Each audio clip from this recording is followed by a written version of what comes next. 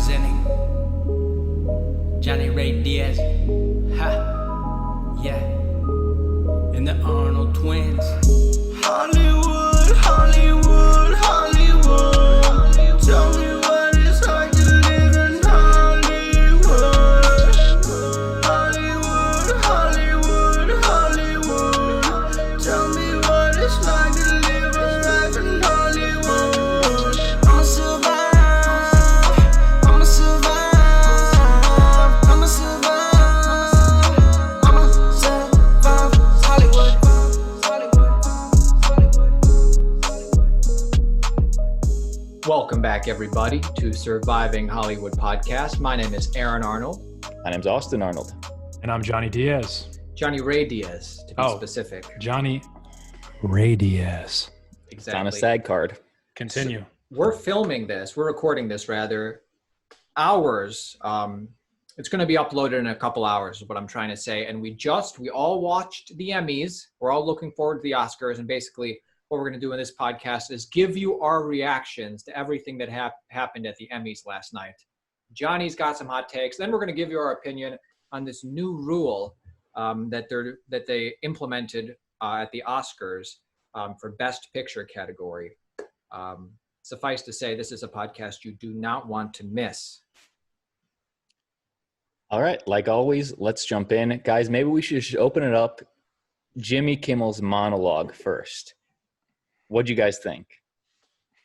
I loved it. I thought that was the best part, the beginning. I'll just say my favorite parts right up top. I liked the opening monologue, and I also liked the David Letterman sketch leading into the John Oliver Award acceptance. Regarding Jimmy Kimmel, I listened to him on the Howard Stern show a few days before, and Jimmy Kimmel was saying, yeah, we're going to be in Staples Center, skeleton crew, no audience. That's how he was describing it. So then I tuned into the Emmys, and I saw the audience. I was like, what? Yeah. And then I just accepted it right away. I was like, oh, I guess they have an audience. And the way they did it with Jimmy Kimmel being in the audience, pretty good, right? It was great, dude. That was original, creative. I loved it. That sold me on, Jimmy Kimmel as a pro. I'm not gonna lie, that actually did fool me for a second. Me too. 'Cause I was like, wait, I thought there was nobody there. And then you see the full crowd, the way they kind of cut it, it actually looked like legit. Yeah. When he would say a certain joke, the reactions they would cut to were perfect to that reaction. Yeah, no, it was like a racier joke, and then they cut to people would be like, Gervais. "Ooh!" Yeah, they cut to Ricky Gervais laughing. Yeah, he had a joke about Quibi that I thought was pretty funny, and then it cut to a few reactions, and they were like, "Ooh, I don't know." Well, it cut to that one next time. Was it Regina Hall they cut to, or was it was? I don't remember who it was, but it was a popular black actress of some kind. But I just and she was the one who was she the one who laughed on the Quibi joke or whatever, and then it matched. I don't remember if it was, but it matched really well. Matched so well, and then I went back and I listened to it right afterwards, right after I saw it, and I was like, wow, all of these reactions aren't genuine. They did such a good job making them seem genuine. At first I was like, damn, so did they COVID test every single person in the room to get there? Because no one's wearing a mask, obviously. So I was like, I guess they just were like, hey, let's just do it. I was hypocrites. Yeah, right? And then all of a sudden, you see Jimmy in the audience, and I was like, that was pretty cool. That was the best one, and that was so surreal. I will say that, what did you guys think about the Jason Bateman thing at the end of it? Oh, that was for the same opening bit? Right. It wasn't just, that was love Jason Bateman. It was a good try, and I say that in a good way. The stuff they did with Jennifer Aniston too, Jimmy Kimmel and Jennifer Aniston. It was so shticky. It was obviously, and they weren't pretending, but it was obviously they're doing bits. They're giving it something, which was fine, but some of it was kind of So do you think that part of it? Okay, I don't know if for you at least, but I think part of it for me is that because you don't have the live audience laughing, it's almost that gives you permission to laugh, right? Even if it's kind of a stupid or corny joke, with the audience kind of into it a little bit, it feels I should kind of chuckle here. But without it, it's literally they say a joke and you're just kind of stone faced. I agree, dude. And the only thing, because the first one, jumping to one of the first awards they did when David Letterman presented the award for best late night talk show host that eventually went to John Oliver. You said, no audience, and Dave Letterman was doing his bit without an audience, obviously, to laugh at Dave's pre-recorded joke. And it was kind of awkward up until that car zoomed by calling you like idiot or something. And then Dave just stopped and continued. And that saved it. Like, fact, they were able to, just make fun of himself. I mean, that did it for me. Like, that pushed it from a bit I was cringing at from Dave Letterman into a bit I was like, yes, Dave still got it. And a consummate professional. The dude filmed that in a oneer up until the very end. Wonder how many takes. I thought that was live. Just kidding. Hey, what about this? Obviously, there was no audience in the audience section, but like when Jennifer Aniston or Anthony Anderson came to help Jimmy out and present an award, nobody's wearing masks. They were within 6 feet. You assume that they were within 60 feet, actually. Nice, dude. Hey. I mean, they probably got testing, but how about that Anthony Anderson bit? A little bit cringe, right? It was a little too much. I felt explain it to the folks. What happened? Like really, really trying to like put. I don't know. Like, well, it was kind of like him and Jimmy were kind of doing this back and forth, but like he felt very. I don't know. He was basically just kind of like doing this whole sort of like, Black Hollywood type thing where it's like the white industry is always kind of like telling us what to do in a sense. He was kind of like, it was just weird. It felt too forced. Exactly. Right? It felt too forced. In my opinion, it lacked creativity because it was really one note the whole time. And we were waiting for, I was going along with the bit. I was like, all right, is Jimmy Kimmel, is someone going to go through a change or something? But the bit just ended with Anthony Anderson. So this is the bit, Johnny, because I don't think the folks at home know what we're talking about. Anthony Anderson comes into the Staples Center area. Jimmy Kimmel's the only other talent on stage, ready to present the next award. And Anthony Anderson, what we all love about him, high energy. And I'm actually a big fan of Anthony Anderson, but he comes on and he's doing the point, the white people had their time. Now it's my time. I actually liked when he said, Jimmy, you need to stop talking or something, even though they didn't, relate to this one specific thing. It's because within the last year, Jimmy Kimmel got in trouble for dressing up as that one basketball player. People said he was in, from back in the day, people said he was in blackface, but Wait, really, I thought that was Fallon. They both did. Fallon? Both. Oh, they both did it. I thought it was just Fallon that did it. And the headline said it was blackface. I'm, going to, They were in a darker face. Yeah, they did have, face. but like I would say, they weren't doing blackface, like trying to stop white-splaining, okay? Just blackface is a specific thing. Going back to the minstrel shows, Jimmy Fallon was playing a specific person, Chris Rock, and Jimmy Kimmel was playing, I forget, it was a basketball player back when they did the Man Show. He was doing a specific basketball player. But anyway, I thought it was a funny, I thought, okay, Anthony Anderson's, telling Jimmy Kimmel extra amount to shut up because you're white, because Jimmy Kimmel got into some hot water for that. But the bit ended on the same note, and I thought, nah, bad bit. It was just, I get what they were trying to do, but it's just kind of like, it should have just been like a couple little things and then move on, as opposed to like, what were they trying to do? Be racist against white people? Well, they were just doing like the sort of like the racial jokes. Like, okay, like you kind of said like, all right, you guys, like there was a joke where you said like, all right, stop white-splaining. You know what I mean? Yeah. So it's kind of like, I get it, but it was like it was Anthony Anderson. Yeah, you need to shut up because you're white-splaining. You need to shut up and let the black guy talk. It was all like, seemed like it was building towards something, and then it just kind of left on that same note, which I guess 99% message, 1% joke. I guess. The funniest part to me was when Anthony Anderson was saying, having Jimmy Kimmel say a phrase. He was like, "Say it louder, Jimmy. I can't hear you, Jimmy. Say it louder, Jimmy." But then it just kept going on for 2 more minutes. You thought it was just too much. You know what I mean? It would have been perfect if something would have been different at the end. But anyways, enough about that. It was okay. What else? Hey, regardless what we think, it's really about, hey, how did it respond to all of America / the world? And the Emmys had the lowest ratings ever. Only 6.1 million people watched. That's the lowest in history for the Emmys. I'm not surprised, to be honest. Look, yeah, you're also competing against NBA playoffs. The Lakers are playing. Boom. Western Conference Finals. You got football, Sunday Night Football, like other options people could watch. And Johnny, the Emmys. You're a SAG actor, and you've ran for SAG positions before, and you've done workshops, and Run for Like, SAG positions? I haven't run for SAG. haven't you? You run for some TV position. I was on the SAG committee. I'm just saying. My point is, you're so into the. I'm a member of the TV Academy, actually. Oh yeah, Hey, I'm a voting member of the TV Academy. Just put that out there. There's so. nobody more into the business of acting and Okay. filmmaking than you. Yet, Johnny, you were one of those people who chose not to watch the Emmys rather than just watch the Lakers. Yeah, Or so whatever. just to be completely transparent, I did not watch the Emmys because I decided I wanted to watch the playoffs instead. Just was like sports. I'm feeling it right now. Like how And I was serious- like, the thing is, like, I'll watch it the next day. I actually watched the entire thing, minus the commercials, obviously. And to be completely honest with you, I thought it was kind of boring. You know what I mean? Like I'm kind of like, I'm applauding the Academy for being able to put on such an event, because that's crazy. Like, they had to have cameras in every single person's house. What I did wonder is that, like, since they already knew who was gonna win, it was like, I wonder if those people actually had an idea that they were probably gonna win, because they had to have had like the Emmys sitting there. You know what I mean? Like, do you say that because that first award they presented, I forget what category, I think it was for a lady. Everybody else, I think it was Catherine O'Hara. That O'Hara Yeah. from Yeah. Schitt's Creek. Right. Every other person was just in their home, and Catherine O'Hara was like at a big party, and like her setup looked totally different. And then she won. I was like, oh, okay. So yeah, it's and then like, they had somebody in like a hazmat suit, like.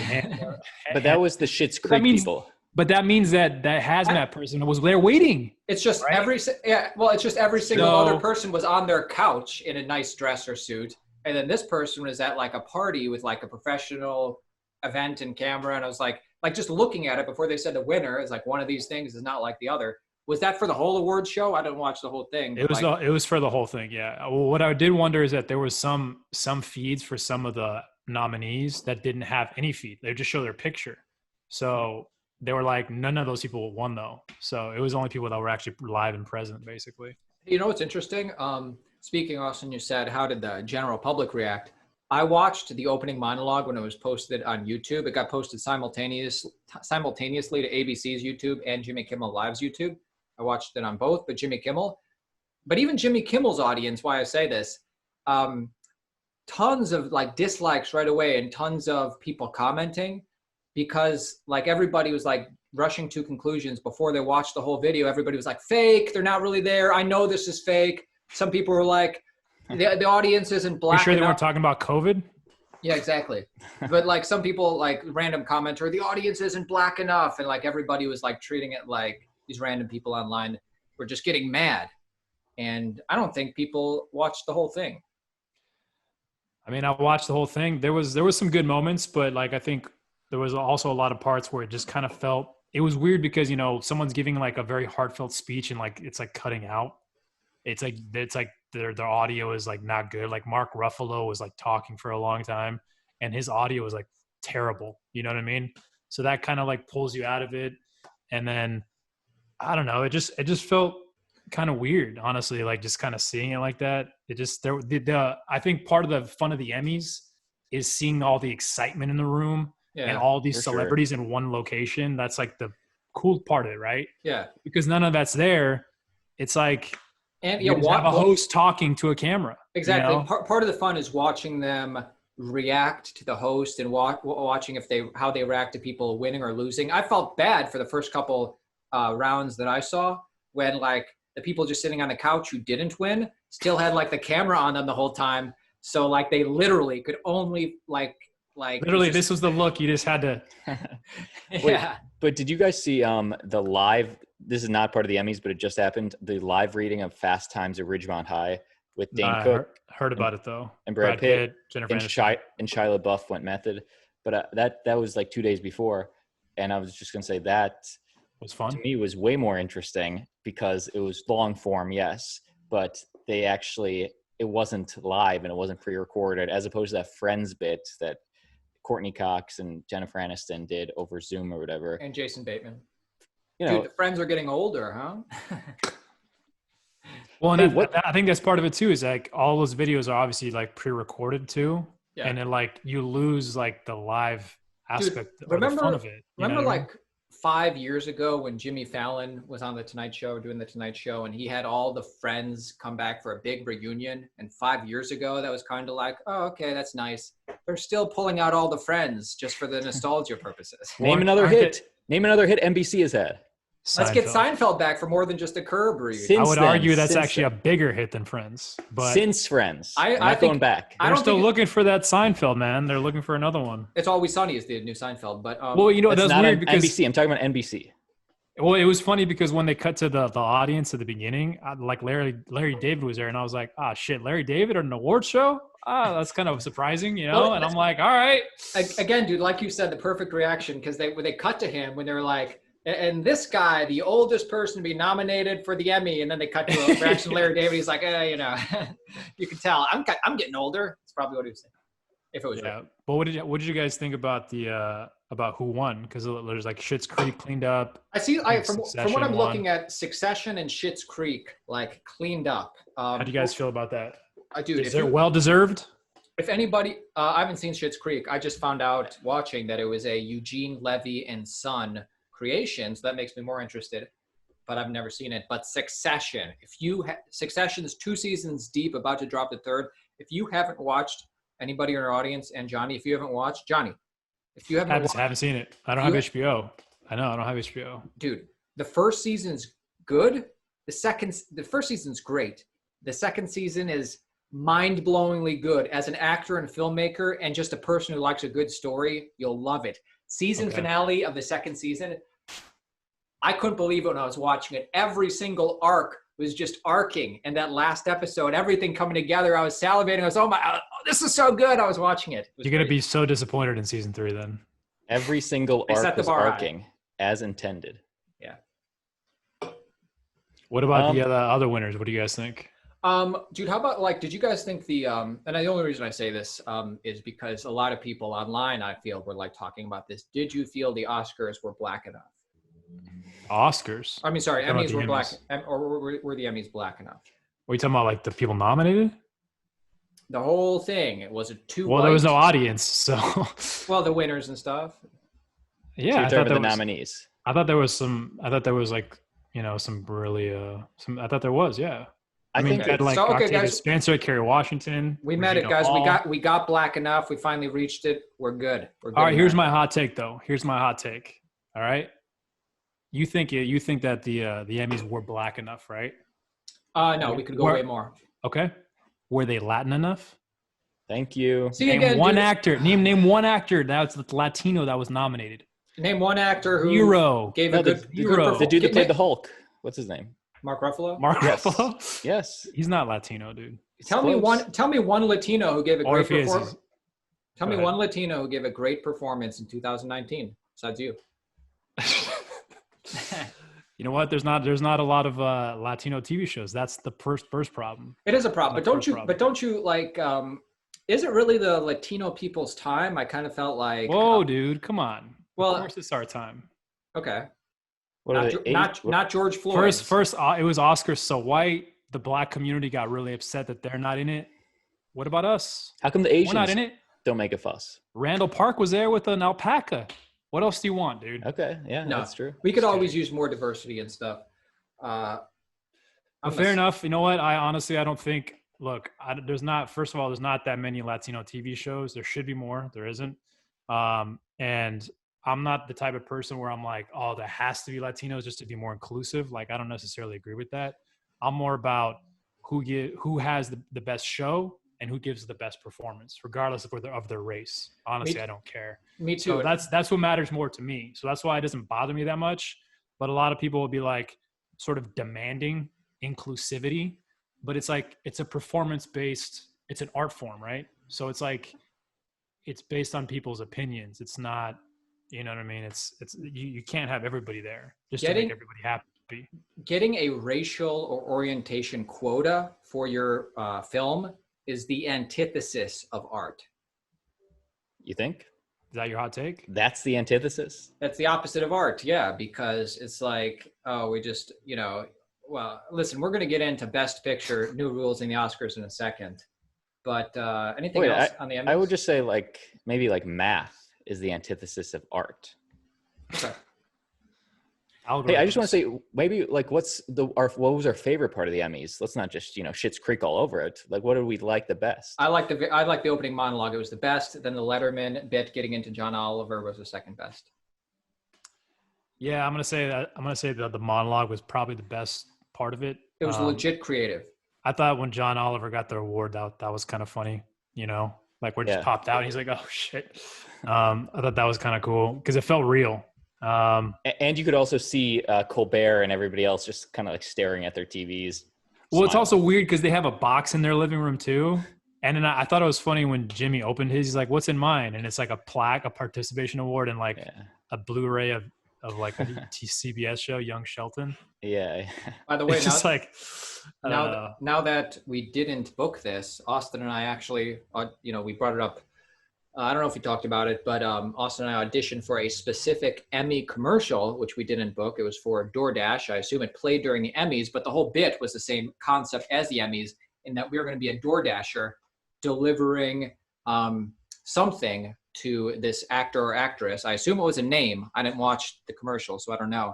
And we were delivering them one of their Emmys in a DoorDash commercial, but missed out, dude. Could have been huge. Maya Rudolph won Best Guest on Comedy Series for SNL, and Eddie Murphy won for SNL as well for Best Guest.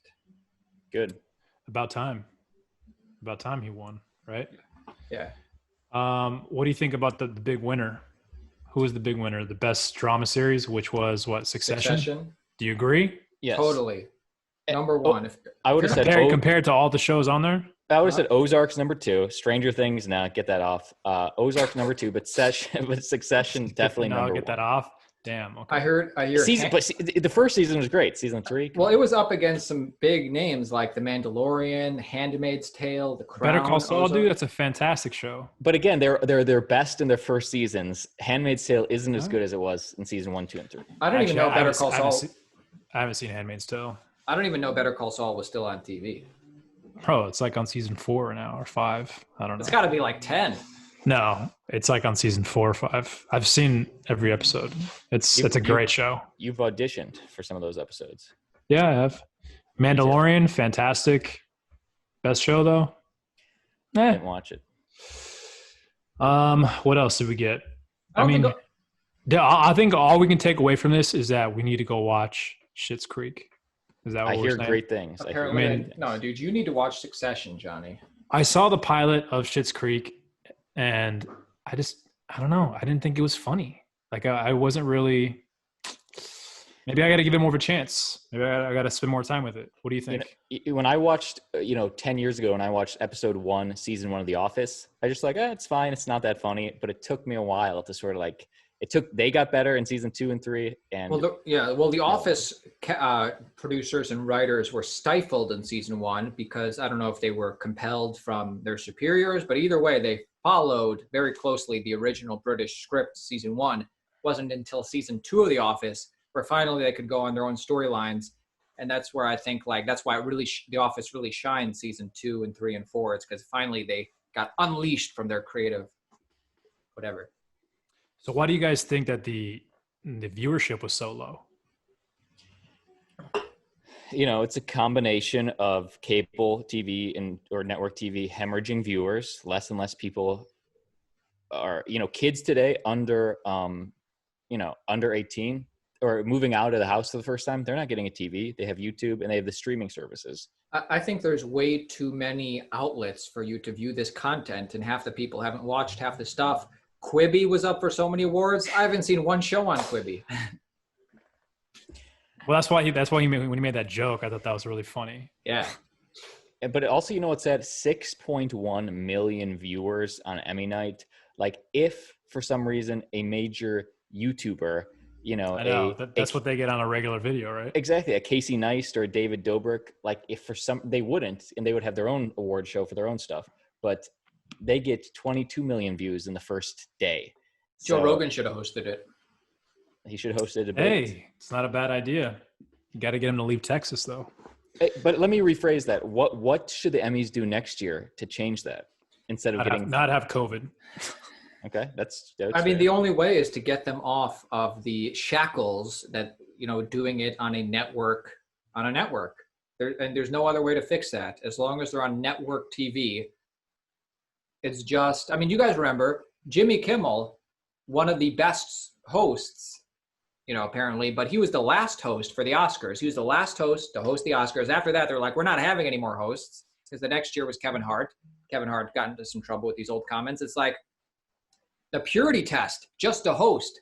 You can't have had a comedian can't have said the F word, I guess, 10 years ago, just joking around, and, didn't represent. I don't even think he said the F word. He said something about being gay or something. Right, but it was a joke, but it wasn't. He didn't say a racial, like any kind of Yeah, either way, slur or anything. It didn't represent his whole career and who he is as a person. This one thing, but anyway, he didn't pass the purity test. He got out of there, and it's just like, it's not going to get. The only interesting thing is whatever the canned bit the producers think of. And in this case, with the Jimmy Kimmel thing at the beginning, it was great. So. But that's the problem I think with it too, is kind of like what you're saying, is that those bits in between, like when they announce the winner, like they're always so like staged and kind of corny. You know what I mean? Like we know that they're just reading a prompter. You know what I'm saying? Like, and you're hoping for them to sort of mess up, because that's like the fun of it. Yeah, because it's like you can tell they're reading something, or they're not. It doesn't feel, none of it feels real. So it's like, why are we laughing when we know like that's not even?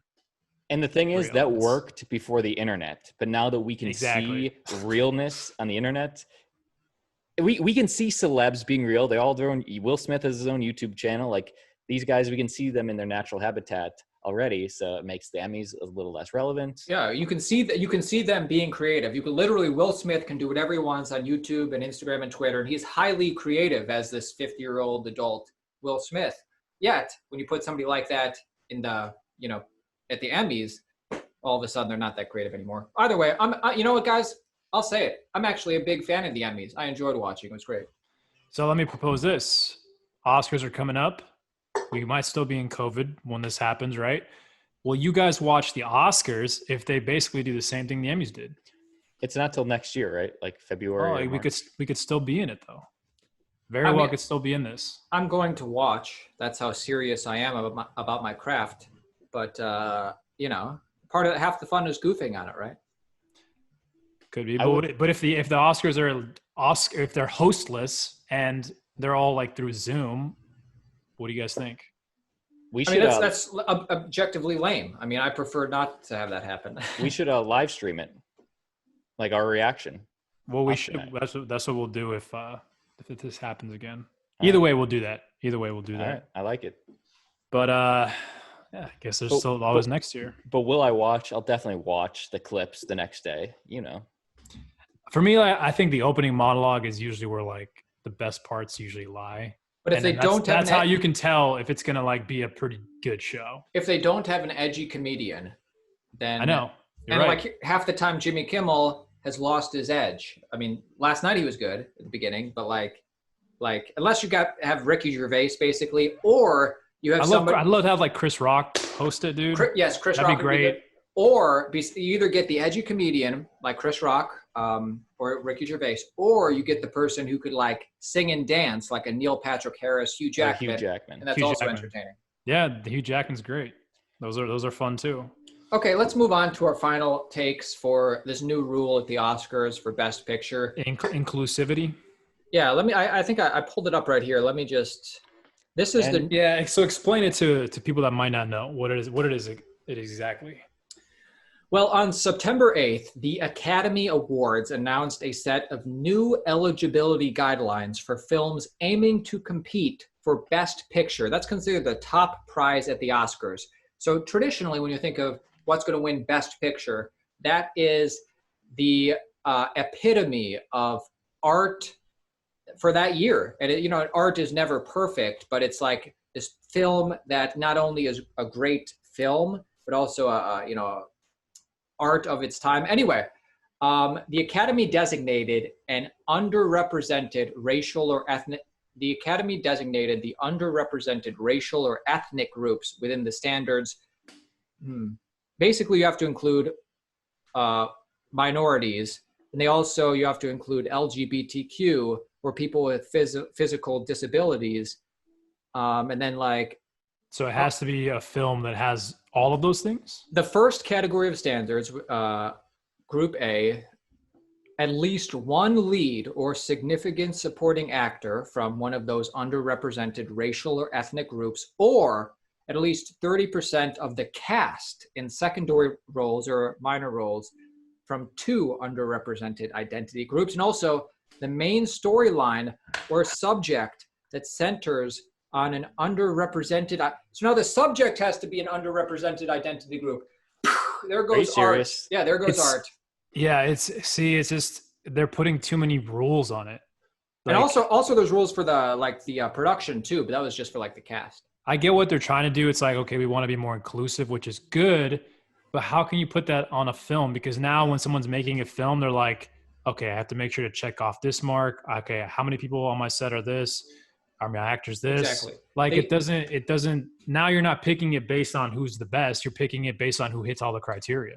And here's the thing, you shouldn't try and solve the problem, in my opinion, by telling somebody like Tarantino to make Surviving Hollywood, or what's that movie called? Once Upon a Time. Once Upon a Time in Hollywood. Once Upon a Time in Hollywood. To make this podcast. Don't tell him that in Once Upon a Time in Hollywood, you gotta have, unless it's a lead role, you gotta have 30% of the cast in two minority groups, including both race and gender.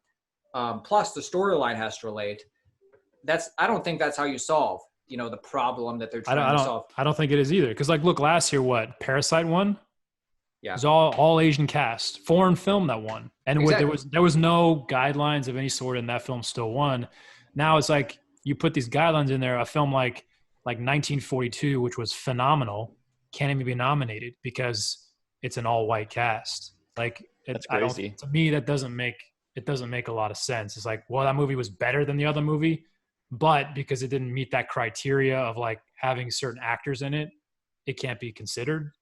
That doesn't really, it doesn't make sense to me, But But maybe what they want is for the casting to take sort of a Hamilton the musical point of view, saying, "Hey, that was a movie about that was a Broadway show about colonial Alexander Hamilton, but black actors were cast in just it opened up everything." you can suspend could work. I mean, you can suspend your disbelief more on the stage. People do it all the time.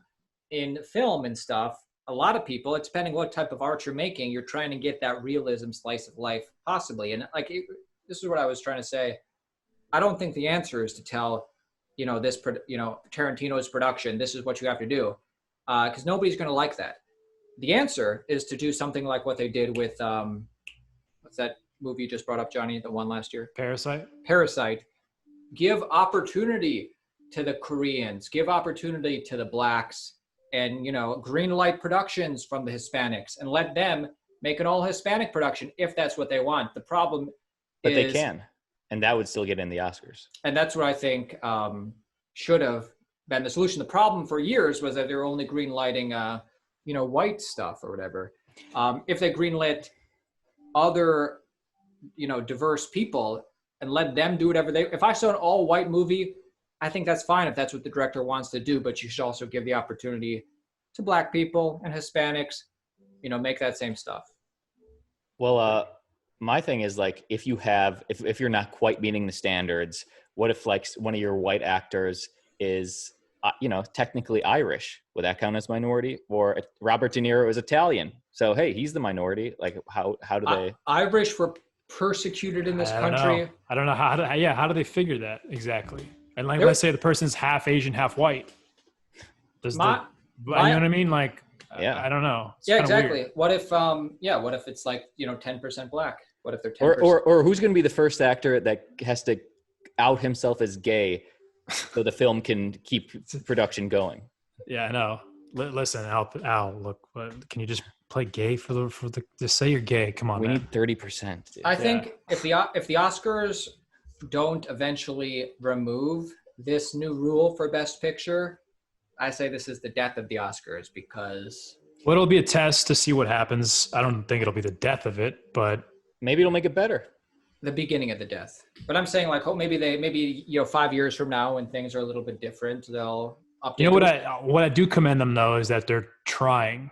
They're experimenting. They're remember not. when No. remember when okay, hold on. Remember when they tried to do the whole like the most popular film, you know what I mean, with a category that they got nixed, but they were like at least they're attempting to change, which I think is good because it's like For sure. if they're just staying the same all the time, then it shows that they're not advancing the industry or anything like that. So I think that they're making an effort. However, I don't think this is a right step to making an actual change. I think it starts at the top, dude. Executives hire more minority executives in the studios. You know what I mean? I agree. Minority directors, writers, producers, and in writers' rooms and things like that. That's where I think you'll get all these different stories as opposed to now making it sort of like a fixation on an award system that you have to have this criteria to actually win. I agree with that. We wanted diversity in storytelling. Looks like we're only getting one type of story for Best Picture now. I would love if they learned how to light black people. Right? What are you talking about? Somebody made the joke at the Oscars last night, or the Emmys last night. Is that a joke? I think it was Anthony it was just a Anderson. reference from the Emmys. Oh, Anthony, did he say that? And also, it's not a I don't joke. remember him saying that. It's not a joke. It's that. I know. I've heard that before. Okay. I've heard that before. But it was just weird the way you said it. Yeah, I was I know. okay. That's how I talk, though. But I do believe it. Hey, and I just want to point out this inclusivity of like, okay, we have to have a certain amount of minorities. Back in the 50s, they used to exclude that much for whites. So, you know, it was unsaid back then, like, hey, we need less than 30. We need people to watch this movie. We'll only get the white men in. Now, at least they're bringing it and reversing it to the other side. Might not be perfect, but it's a fix. Oh yeah, and I did want to respond to what Johnny said. How he said, "Hey, at least they're giving get credit for trying to do something." I'll disagree with that. They're trying to virtue signal like they're doing something. Could be.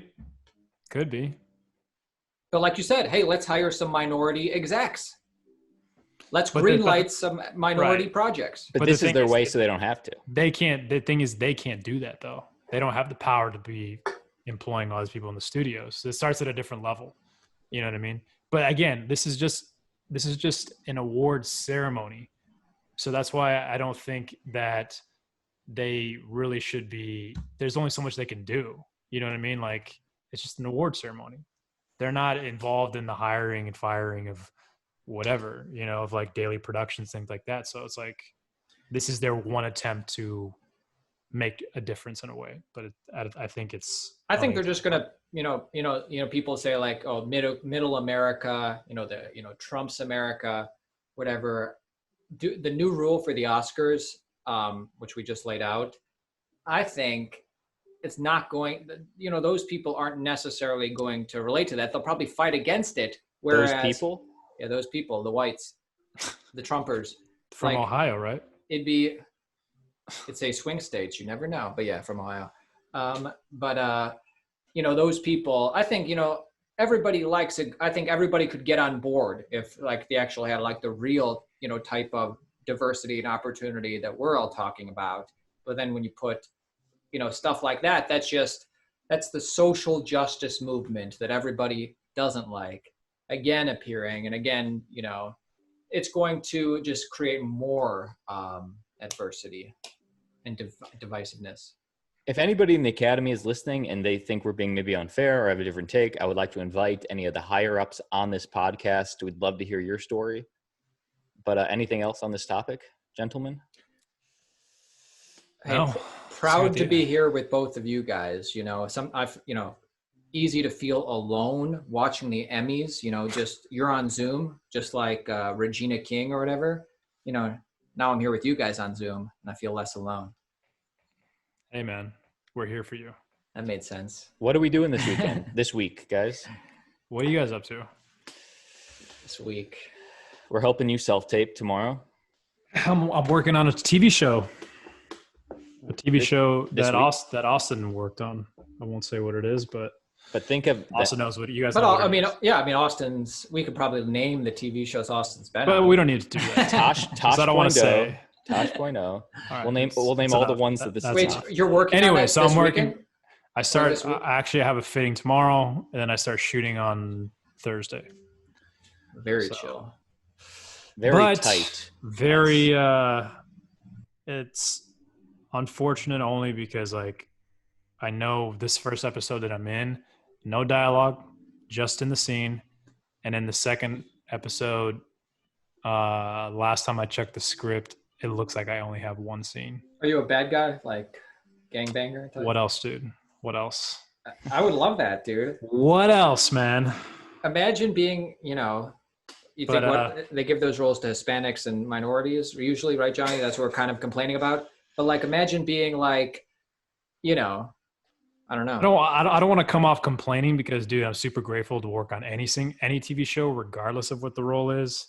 But I just think it's funny. It's funny to me because like that character cannot be more different than who I am, and that's why I think it's funny. But the thing is, because I've seen you do plenty of scenes in actual stuff and in acting class, you play that character really well. So you're great at it. You're great. You're great at playing a lot of characters. It'd be cool to play something more along the line of who I am. For sure. But you do it so well. What can we do? But I'll take it, dude. I'll take the paycheck. I'll take the credit.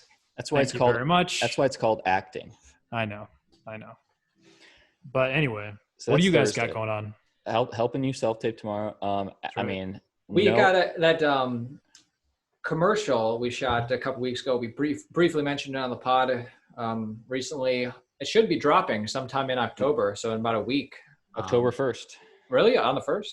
It's supposed. It was supposed to air For October, the Halloween one. exactly. Yeah. It was supposed to air October 1st to October 31st, but they did email us, our agent, and said, "Hey, production would like to extend it for 6 months, Oh, dude, they'll- nice. and they'll pay you more." Is that- Cha-ching. and You should have said no. No, we I'm said- not going we to do said that. yeah. I only want to run it for a month, nothing more.